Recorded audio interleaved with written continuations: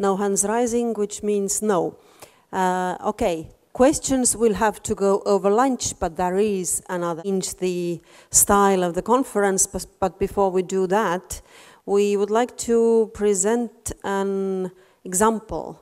It comes from Czech and German border and is presented by Mr. Heinrich Berr, Bayerischer Wald. I'm very sorry, I'm not German speaking, so Forest of Bayerland. Thank you very much.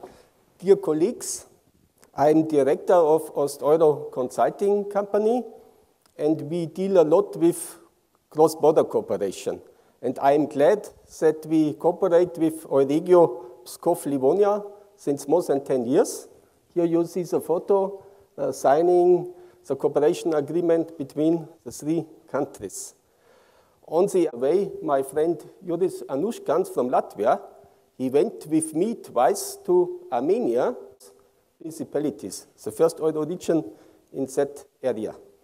On the other hand, I am the owner of one of the bigger touristic investment projects in that border territory with Pskov Oblast.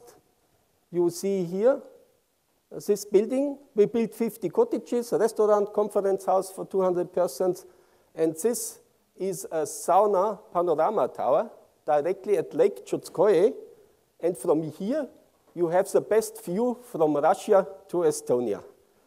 In the evening I'm sitting, enjoy the sunset, and look to Estonia.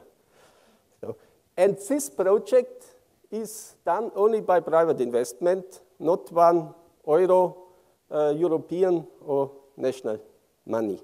So, but today I want to present you the Bohemian border, so Euregio, Bayerischer Wald, Böhmerwald, untere Inn. I want to show you the location. The territory of Euro region is between Regensburg in Germany, Linz in Austria, and Pilsen in Czech Republic. The Euro region territory is between. It's quite rural territory, structural, quite weak. Oh, it goes back. And what is very important, this Interreg money does not go to these bigger cities. So the major part is really going to small municipalities and to little cities, not to the bigger cities. Not to have problem with my 15 minutes, why it does not go back. Not to have problem with my 15 minutes, I want to give the summary before. In Germany, on the border to Poland and on the border to Czech Republic, we have 8 Euro regions. And all these 8 Euro regions have a very official status in this cross-border cooperation. About 10% from Interreg budget is reserved for so-called small projects or micro-project funds. And the competencies to decide on these small projects is given to Euro regions. And in average, all these 8 German Euro regions have about 8, but here's territory again. Also you see here this territory, Regensburg, Pilsen, Linz, also 3-country Euro region, structural weak, but good potential for tourism development. So and every of these 8 Euro regions has about 1 million euro every year for small project funds. Also every Euro region per year is managing about 100 people-to-people projects. The average project volume is about 15,000 euro, and about 10,000 euro is funded by Interreg money. Some information about Euro region was founded in '94. There are 3 legal entities, like in Pskov-Livonia. Every country has own bank account, own legal entity, and Euregio Bayerischer Wald has about 150 members, municipalities, but also NGOs. Okay, it's some general information, what is the duty, regional development, networking. For bigger projects, Euregio has a function as a moderator. He's helping to initiate projects, he's helping to write project proposals, gives information, and so on. But it's only for bigger projects, Euregio is only one of key players. But for the second project category, Euregio projects, Euregio is really the managing authority. So here you see again, there are two programs from 2007-2013, one Bavaria, Czech Republic, and the other one Bavaria, Austria. 150 million in the first program, 54 million in the second program, and about 10% of this budget is for small projects. Again, these two project categories, we have these key projects, it's bigger infrastructure projects, roads, bridges, some museums, but most important for these people-to-people activities, for a lively cross-border cooperation, are these small projects, and Euregio got these competencies. Here you see some examples from this bigger infrastructure project. So, and these are examples from micro projects. In principle, it's similar photos what I saw already today. It's some sport activities, some youth exchange, some pilgrim trek we have here. A lot of small projects are related to history, to historic cross-border trade routes, festivals, but also cooperation between police, cooperation between hospitals, cooperation between fire brigadas. All this is included in these projects. Also we have these two funds, one with Austria, one with Czech Republic. Maximum project costs 25,000. About 60-70% is subsidies. I mentioned already culture, sport, youth exchange, up to exhibitions for economy, technology transfer, and it really creates a better mutual understanding of the people across the borders. And thousands of people, really thousands of people, normal people in smaller municipalities are involved in real cross-border cooperation every year. If you build some road, okay, it's important, but asphalt does not give you emotions. But if people sit together, it's emotional cross-border life. Also up to now, applicants had to meet 2 from 4 criteria. These 4 criteria: joint planning, joint execution, joint staff, joint financing of the projects. About 40% of projects were led by municipalities, but also universities, schools, NGOs, religious organizations, all of them can be applicants. And only this Euregio, Bayerischer Wald, Böhmerwald, and with Austria realized up to now about 2,000 projects. About 2,000 projects, and very successful projects. They are very unbureaucratic. Application is in national language. These Bavarian mayors don't speak English so well. They even have problem with German language very often. But this application form is 4 pages. Description of project activities, it's 4 pages. It's very unbureaucratic and very simple. One important point is small municipalities, small NGOs, they have no chance to take part in bigger projects, but they are very, very motivated to run these small projects. And the only possibility to involve all the society are these small projects. Co-financing in Bavaria is higher than in Bohemia, and what's very important, this co-financing must not be only money, it can be in kind, it can be by work. Every working hours is calculated with 10 euro per hour, and this working time, which these members of some NGO, for example, invest, is calculated as co-financing.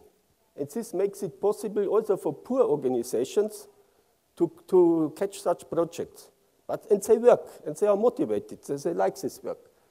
Very low administrative costs, very cost efficient, and what's also very important, there is a self-control mechanism. I saw this percent of the projects here. If I understood, 70 or 80% of applications are not approved. This must be extremely demotivating for this 70, 80%. Here, of course, not 100% is approved. But Euregio helps before, tells what is realistic, what is not realistic. And in the end, I think 2/3 are approved and 1/3 not. But these mayors who are not approved, they control these other projects very well. And between these mayors, between these NGOs, you have really a very well-functioning self-control mechanism. Nobody can steal money. Of course, some projects are better, some are worse, but in total, it's very efficient to invest this money. And the philosophy is better 20 projects with 5,000 euro than one project with 100,000 euro. One example, some bicycle marathon between the two countries. Here, a very interesting project. You know, in Bavaria, we have on our menus this Knödel, Bavarian Knödel. And in Bohemia, they have also Knödel, but some other kind of Knödel.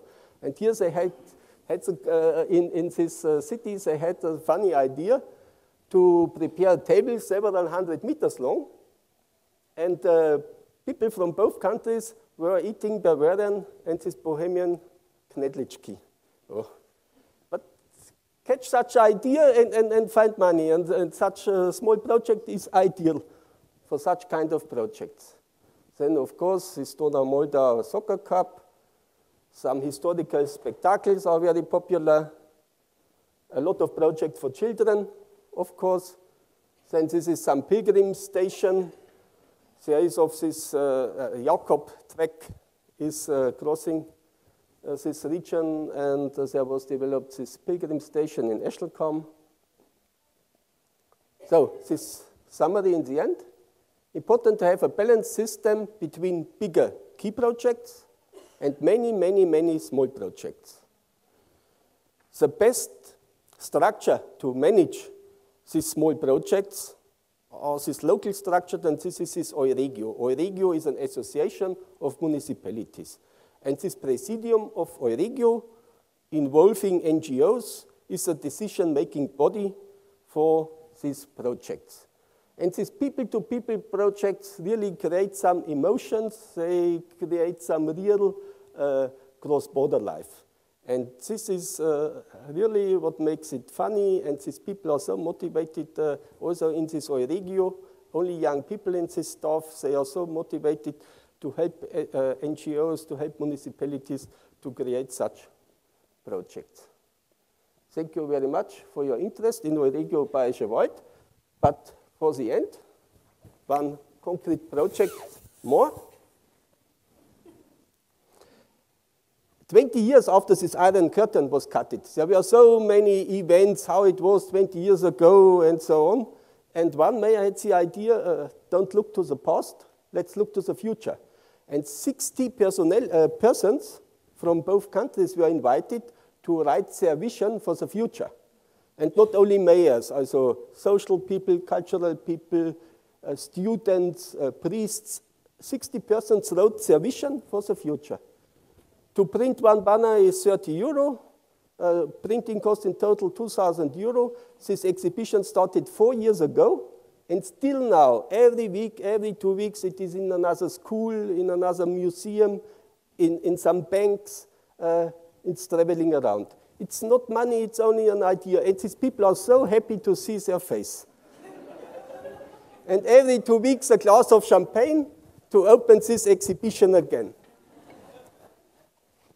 But here, 1 minute, I need more.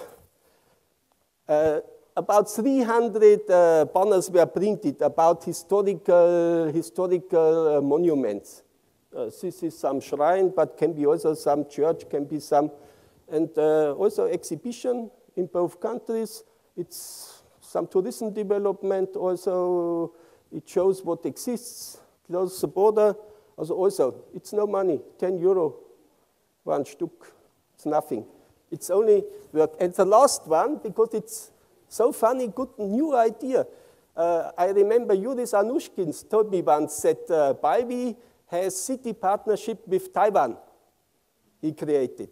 And also in Germany, it was so popular to have city partnerships with municipalities in France, in Spain, but minimum 1,000 kilometers away.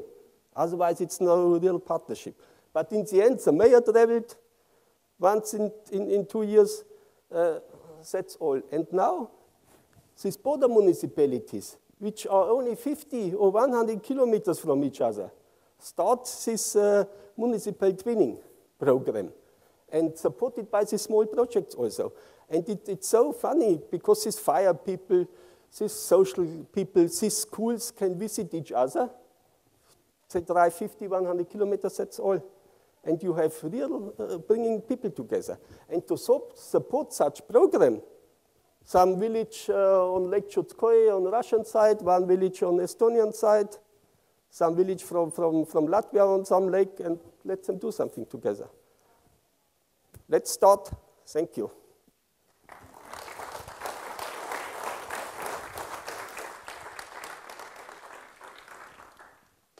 So now, as it seems, you don't always have to think too big to be, well, successful, but you not always think too small either. So another video before we go to panels.